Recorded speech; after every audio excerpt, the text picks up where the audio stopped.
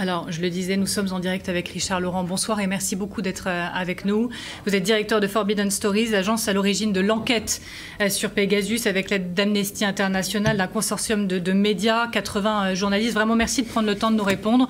Cette information donc vient de nous parvenir. Emmanuel Macron, président de la République français. Édouard Philippe, à l'époque ancien Premier ministre, c'était en 2019, et 14 membres du gouvernement qui ont été l'objet de cet espionnage qui a été révélé à l'échelle mondiale. Que savez-vous en ce qui concerne le président, le Premier ministre français, les membres du gouvernement français?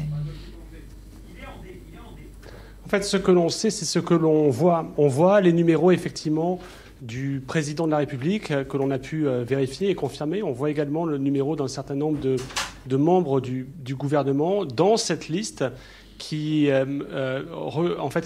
rassemble les numéros de téléphone entrés par les clients de NSO qui vend cette technologie qui s'appelle Pegasus, qui vise à espionner. Et on a trouvé donc ces numéros de téléphone. On n'a pas pu mener d'enquête technique évidemment sur le téléphone portable d'Emmanuel Macron.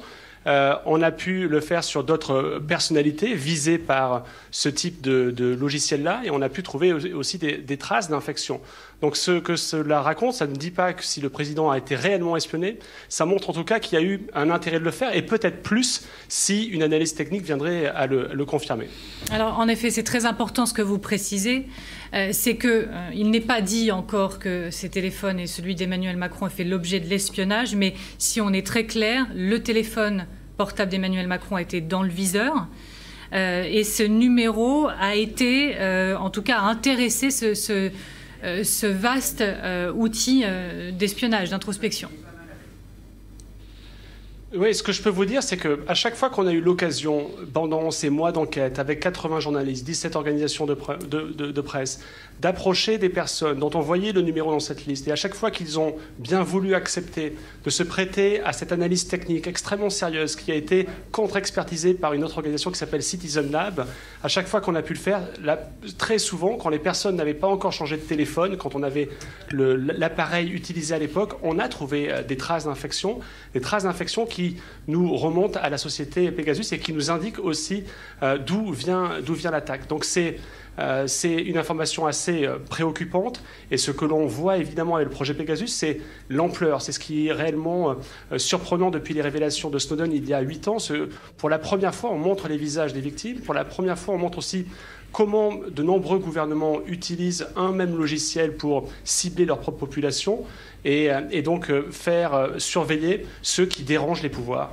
Alors, je précise encore une fois, on voit Emmanuel Macron, on s'interroge sur le piratage oui ou non du portable du président, des numéros de téléphone appartenant également à Édouard Philippe, alors Premier ministre, ainsi qu'à 14 membres du gouvernement, ont également été visés. Donc on va attendre de voir dans les prochaines heures dans quelle mesure, oui ou non, des données ont été utilisées suite à ça. Mais très clairement, je vous ai lu un peu plus tôt dans la journée et vous dites... la manière, ça peut être très simple. L'espion, en fait, il est dans votre poche. C'est le smartphone, c'est l'iPhone, c'est l'Android du président de la République. Et c'est quoi? On peut y accéder via la caméra, via accéder au calendrier du président de la République. Jusqu'où ça peut aller? En fait, ça va. Ce logiciel qui est bâti construit par cette entreprise-là est extrêmement sophistiqué. C'est le logiciel le plus sophistiqué qui existe et qui, une fois qu'il attaque votre téléphone portable, il en prend le contrôle entier. Donc il peut activer votre caméra, il peut savoir à quelle vitesse vous marchez dans la rue, il peut savoir à qui vous parlez, il peut savoir à quelle source vous a confié quel secret ou quelle information.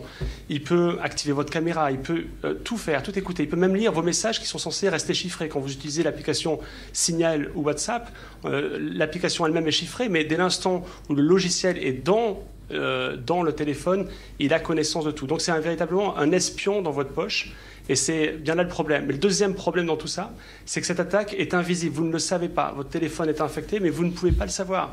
On ne vous demande même plus de cliquer sur un lien qui serait malveillant. Le téléphone ne montre aucun signe de défaillance.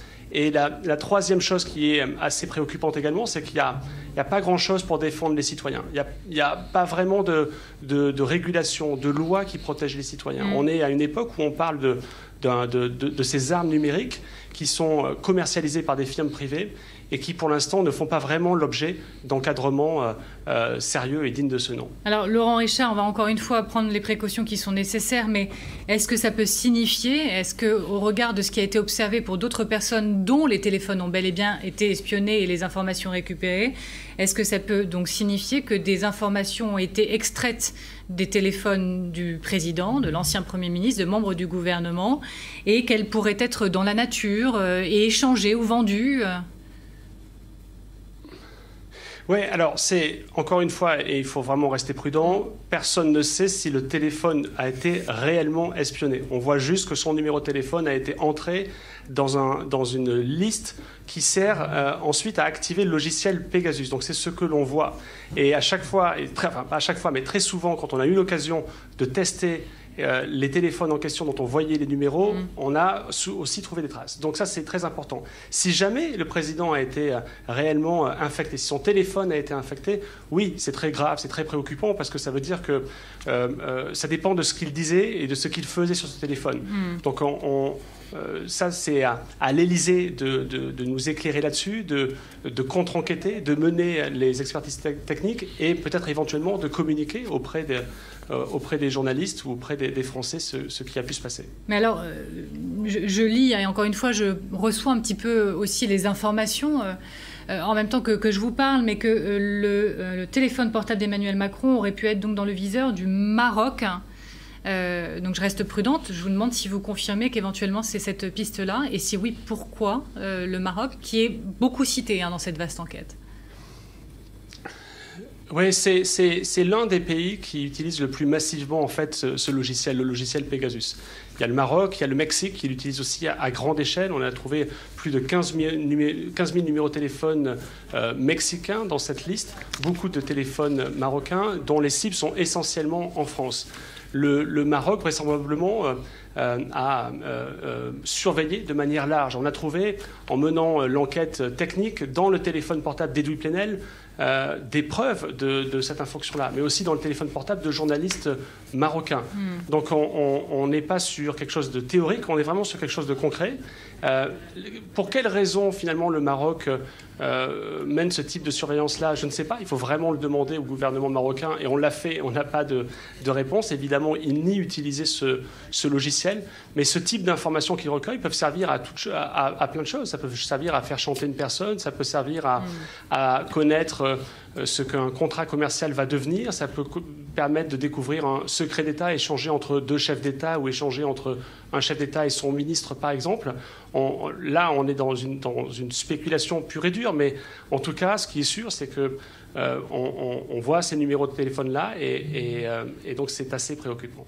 Alors, l'une des questions qui peut se poser, et qui a été posée, ce sera dans notre débat un petit peu politique tout à l'heure, c'est de savoir si le gouvernement, l'État pouvait ignorer et les pratiques de Pegasus d'une manière générale. La question, elle est beaucoup posée ces dernières heures.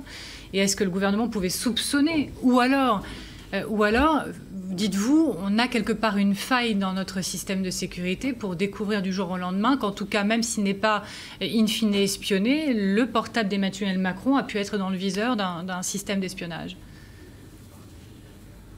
Oui, il y a plusieurs questions qui se posent. C'est est-ce qu'un président doit utiliser un téléphone non sécurisé?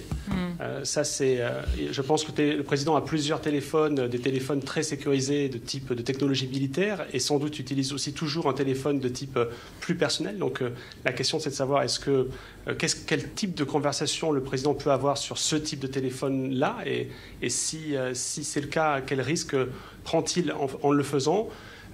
Et donc voilà, donc ça pose la question de quel est le dispositif que les services français mettent en place, quelles sont leurs connaissances sur le logiciel Pegasus. Sur ça, on a honnêtement très peu d'infos.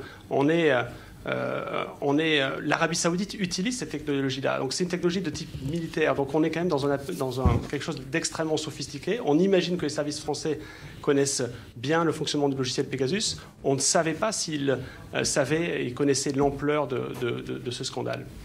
Alors, par ailleurs, autre question, le consortium a abattu un travail énorme, monstrueux, encore des révélations ce soir, même s'il y a des points d'interrogation et qu'on va garder notre prudence. Mais est-ce qu'il y a d'autres révélations à venir encore dans les prochaines heures ? Oui, c'est un travail qui a duré plusieurs mois, mené par 80 journalistes de 17 organisations de presse dans plein de pays du monde. En Inde comme au Mexique, les répercussions sont sismiques, sont vraiment importantes.